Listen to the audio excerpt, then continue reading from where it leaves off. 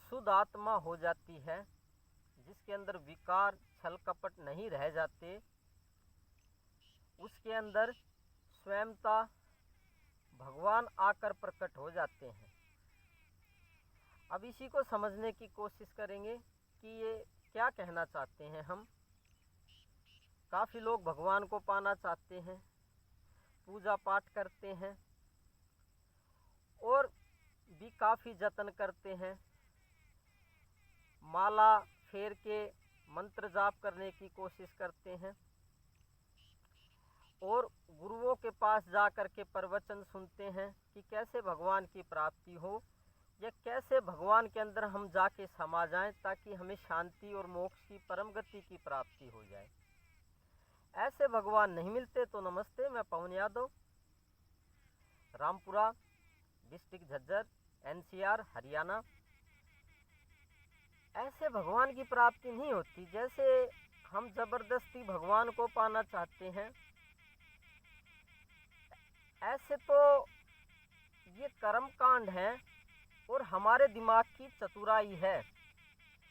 हम चतुर ज़्यादा बनते हैं भगवान के सामने भी। जैसे दुनियादारी में हम ज़्यादा समझदारी और दिमाग का प्रयोग ज़्यादा करते हैं और चतुर इंटेलिजेंसी ज़्यादा यूज़ करते हैं। ये चीज़ें भगवान के पास नहीं चलेंगी। अब पूजा कर लो, माला फेर लो, प्रवचन कर लो, ऐसे भगवान की प्राप्ति नहीं होती है। सत्संग करवा लो, सुबह 4 बजे उठ करके उनका ध्यान कर लो, सुमरन कर लो। काफ़ी लोग 2 बजे भी उठ जाते हैं और काफ़ी धार्मिक बन के दिखाते हैं। नहीं, ऐसे नहीं होती है। जब हमारी अंतरात्मा शुद्ध हो जाती है और इसमें छल कपट और चतुराई नहीं रह जाती है, सादापन आ जाता है, सिंप्लिसिटी आ जाती है, और जिसके गुरु महान होते हैं, जिनको भगवत्ता की प्राप्ति है या जिनके गुरु स्वयं भगवान हैं, ऐसी शुद्ध आत्मा में या ऐसे शुद्ध शरीर में भगवान आपको सामने दिखाई देंगे, खुली आंखों से ही दिखाई देंगे और भगवान स्वयंता आकर इस शरीर में अंदर प्रवेश कर जाएंगे, प्रकट हो जाएंगे। बिल्कुल भगवान भी कोई छल कपट नहीं करते हैं। लोग भगवान के साथ छल कपट करके उसे पाना चाहते हैं, इसलिए भगवान भी उनकी चतुराई को समझ जाते हैं और उनके काफ़ी मेहनत करने के बाद, कई साल मेहनत करने के बाद या कई जन्म मेहनत करने के बाद भी उनको भगवत्ता की, भगवान की प्राप्ति नहीं हो पाती है। जब आपका अंतःकरण और जो ये दिमाग है और इसकी चतुराई शांत हो जाती है या खत्म होने लगती है, एक सादापन आने लगता है। जब सादापन बहुत ज़्यादा बढ़ जाता है और शुद्धि हो जाती है, दिमाग की कह लो, चित्त की कह लो, अंतःकरण की कह लो, उसमें छल कपट और पाप नहीं रह जाते, तो उसी टाइम आंखों के सामने जहाँ पे भी आप बैठे हैं, आप चाहे पहाड़ पे बैठे हैं, आप चाहे खेत में बैठे हैं या किसी पेड़ के नीचे बैठे हैं, वहीं पे उसी क्षण, ज़्यादा टाइम नहीं लगता, भगवान दिखाई देंगे आपको और सामने से दिखाई दे करके आपके अंदर प्रवेश कर जाएंगे शरीर में। और शरीर में प्रवेश करने के बाद, घुसने के बाद, एंट्री होने के बाद उस शरीर में ब्रह्म प्रकट हो जाता है। इसी को कहते हैं ब्रह्म की प्राप्ति हो जाना। और वो जो शुद्ध आत्मा है वो फिर आम आदमी नहीं रह जाता, उसके अंदर आम आदमियों वाले गुण खत्म होने लगते हैं। वो ब्रह्म हो जाता है, वो भगवान हो जाता है। अब वो भगवान तो हो ही गया।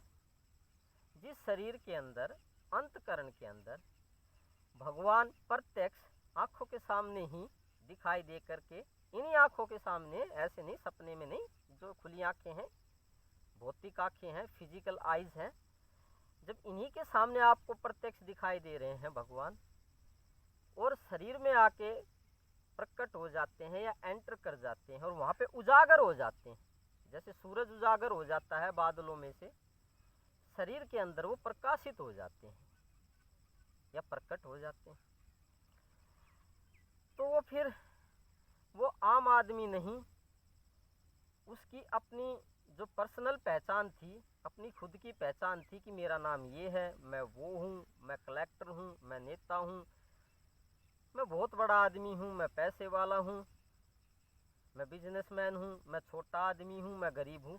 उसकी जो अपनी पर्सनल पहचान थी वो ख़त्म हो जाती है, वो पर्सनल पहचान या वो आदमी ख़त्म हो जाता है अंदर से, और वो भगवान हो जाता है। तो इसमें ये राज बताया गया है कि भगवान चतुराई और मेहनत से नहीं मिलते हैं, अंतकरण के शुद्ध होने से मिलते हैं। जहाँ पर भी आप हैं, किसी भी जगह पे आप हैं, तो चतुराई का प्रयोग ना करें, भागे ना घूमे तीर्थों पे, माला जाप ना करें, प्रवचन ज़्यादा ना सुने, अंतकरण की शुद्धि करें। सर्वत्र व्याप्त भगवंत हैं, आप पेड़ के नीचे बैठे हुए वहाँ पे भी हैं, वो वहाँ पे भी आपको दर्शन दे सकते हैं, और दर्शन दे के आपके अंदर समा सकते हैं, आपके अंदर उजागर या प्रकट हो सकते हैं। तो ये जो भागना घूमना है ना, ये हमारी चतुराई ही है। ये मंदिरों में जाना, तीर्थ स्थानों पे जाना कि हमें पुण्य कर्म की प्राप्ति हो जाएगी, नहीं। अंतकरण को शुद्ध करो, अंतकरण के शुद्ध होते ही और इस दिमाग के शांत होते ही ये जो चतुराई कर रहा है ना भगवान के सामने भी, भगवान स्वयंता ही आते हैं, स्वयंता दिखाई देते हैं, वो भी छुपे नहीं रहते, और आपके साथ कोई छल कपट वो भी नहीं करेंगे। जब आप उनके साथ में कोई छल कपट नहीं कर रहे हैं तो वो आपके सामने छल कपट क्यों करेंगे? छल कपट का मतलब ये होता है आपको दिखाई ना देना, ये भी भगवान का छल कपट है। वो बिल्कुल अपना छल कपट त्याग करके प्रत्यक्ष दिखाई देंगे और आपके अंदर समा जाएंगे और प्रकट हो जाएंगे, उजागर हो जाएंगे।